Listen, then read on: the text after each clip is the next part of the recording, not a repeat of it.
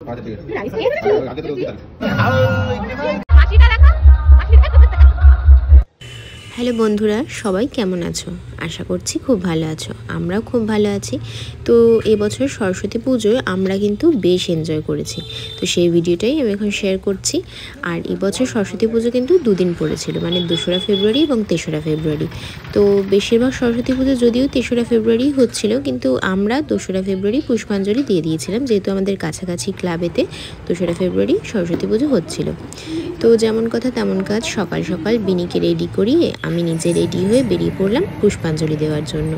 তো দুপুর 12টার পর পুজো শুরু হওয়ার কথা ছিল। তারপর পুষ্পাঞ্জলি দিয়ে এদিক ওদিক একটু ঘুরু করে বাড়ি ফিরে এসে বিনিকে খাইয়ে বিকেলের দিকে বেরোনোর প্ল্যান ছিল। তো সেরকমই বিনিকে খাইয়ে সামান্য একটু ঘুম পাড়িয়ে নিয়ে বিকেলের দিকে আমরা কাছাকাছি একটা গেস্ট হাউসে চলে গিয়েছিলাম। গেস্ট হাউস বলতে একটা রিসর্ট। তো সেখানে কিন্তু বাচ্চাদের জন্য পার্ক, তাছাড়া প্রচুর অ্যাক্টিভিটিসের ব্যবস্থা ছিল। তো জায়গাটা ভীষণই সুন্দর। সেখানে গিয়ে বিনি কিন্তু ভীষণ এনজয় করেছিল, যেহেতু বাচ্চাদের খেলার জন্য প্রচুর রকম রাইডস ছিল, সেজন্য কিন্তু বিনি সেখানে গিয়ে সেদিন খুব আনন্দ করেছে। আর বিনির আনন্দ মানেই তো আমাদের আনন্দ। তো সেজন্য আমরাও কিন্তু এই বছর সরস্বতী পুজোটা খুব এনজয় করলাম। তো তোমরা বাকি ভিডিওটা দেখতে থাকো।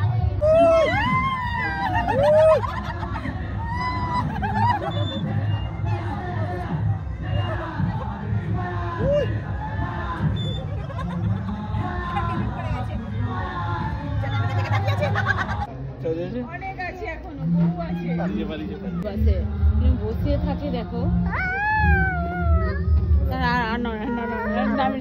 মাঝে মাঝে বাচ্চা হয়ে যেতে বেশ ভালোই লাগে কিন্তু। তো বিনিকে দোলনা চড়তে দেখে আমারও কিন্তু ভীষণ দোলনা চড়তে ইচ্ছা করছিল, তাই আমিও কিন্তু দোলনায় উঠে বেশ অনেকক্ষণ দোলনা চড়েছি আর খুব এনজয় করেছি।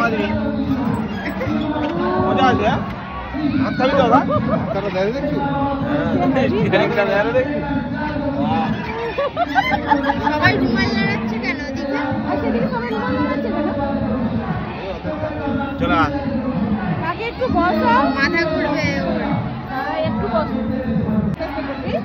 ধরে না, ওকে ধরে নেবে। তোর আর বেলুন আর ছাড়ছে না। না, বেলুন ছাড়ছে না, হাত ছেড়ে দিচ্ছে। এবার এই দিকটা থেকে যাবো।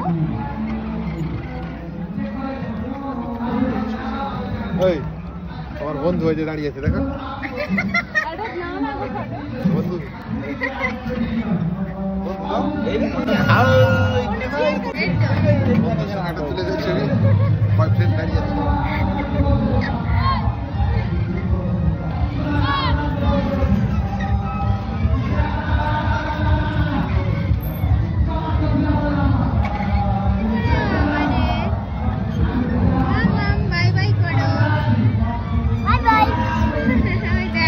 দাদাটা বাই বাই করছে, বাই বাই করো।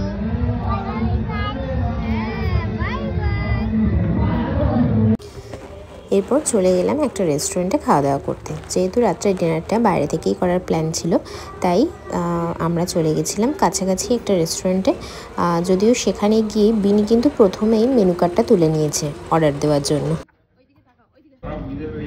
এই দেখো, টেবিলে তুলছি না বলে না, দেখো আমাকে কি জ্বালাচ্ছে।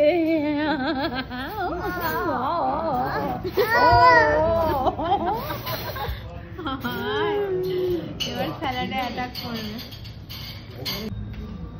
একেবারে ওখানে খুব একটা বেশি কোয়ান্টিটি না, মানে একজন খাওয়ার মতো। শুধু প্রিয়ার একা দেখিয়ে দেখিয়ে দেখিয়ে খাবে না, ওইটাকে ও বাবা। ও বাবা রে। আচ্ছা, এখন আর খাওয়ার টাওয়ার চলে এসছে না, আবার চাইছি এরকম এরকম করে না। এখন একটু বুঝতে শিখে গেছে, তো শিখে গেছে। আরো চাইছে। একটু দাও, গোটা গোটা রাইস গুলো যেগুলো আছে একটু টিপে টিপে দাও, রাখলে না খেয়ে না। গোটা রাইস দাঁত আছে তো, দেখি দাঁত, দেখি তো 5-6টা দাঁত আছে, ভেতরেও দাঁত বেরিয়ে গেছে। দেখি না তোমার কত বড় বড় দাঁত বেরিয়েছে। হাতে নিয়ে খাবে, আবার খাইয়ে দিলে হবে না। হ্যালো না, গাজর একটা ওইতে দাও না, ওকে একটা প্লেটে দেবো। ওই প্লেটের গাজর খাবে না, দেখি চালটাই খাবে, মানে ভাতটাই খাবে। এই নাও, এটা খাও। হ্যাঁ বাবাই, বাবাই। আচ্ছা ঠিক আছে। তুমি রাইস খেয়ে ফেলেছো? আজকে তো 2 তারিখ। হ্যাঁ কি খাচ্ছ মাম্মা? ওই বাবা রে, ফ্রাইড রাইস খাচ্ছি।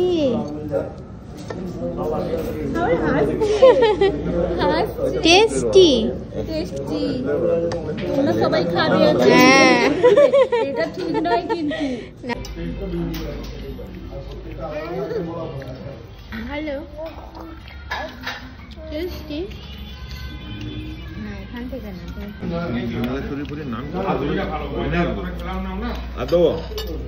না আমার খান না।